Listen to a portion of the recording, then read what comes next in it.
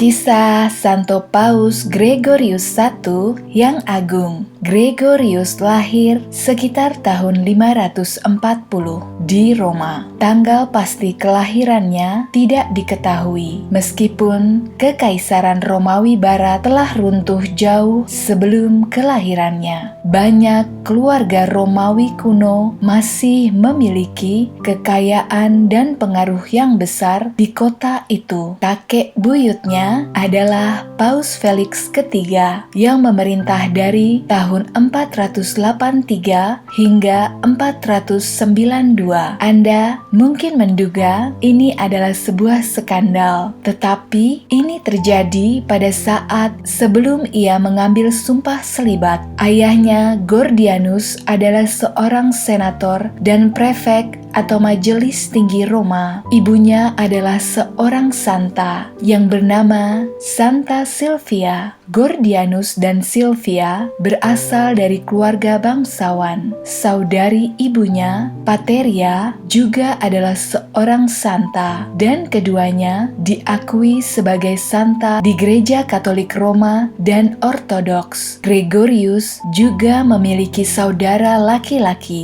tetapi tidak ada tercatat baik namanya maupun nasibnya. Keluarga Gregorius sangat kaya dan memiliki perkebunan di Pulau Sisilia yang memberikan penghasilan. Ketika Gregorius baru berusia 2 tahun, pada tahun 542, wabah Justinianus melanda wilayah tersebut. Wabah ini disebabkan oleh strain Yersinia pestis yang sekarang sudah punah dan lebih dikenal sebagai Black Death. Wabah itu adalah wabah penyakit yang mematikan paling parah yang pernah dikenal dunia dan tetap menjadi insiden terburuk hingga wabah Black Hitam di abad ke-14. Sekitar sepertiga dari populasi di Italia dimusnahkan oleh wabah penyakit itu. Selain penyakit, orang-orang Ostrogot menjarah Roma pada tahun 546.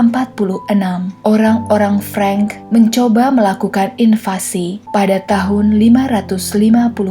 Kedua serangan ini berumur pendek. Tidak jelas bagaimana peristiwa besar ini berdampak pada perkembangan Gregorius sebagai seorang anak, tetapi diperkirakan keluarganya mundur ke Sisilia selama kurun waktu itu. Perdamaian diikuti di Italia serta pergolakan. Gregorius berpendidikan baik dan unggul dalam semua studinya. Ia pun menjadi ahli hukum. Ia sangat unggul sehingga ia menjadi prefek atau majelis tinggi di Roma, sama seperti ayahnya. Saat itu, Gregorius baru berusia 33 tahun. Setelah ayah Gregorius meninggal, ayahnya mengubah villa keluarga di Roma menjadi sebuah biara. Sampai hari ini, biara masih berdiri sebagai San Gregorio Magno al Celio. Biara terkenal ini pun runtuh pada abad-abad berikutnya, tetapi dipulihkan kembali selama abad 17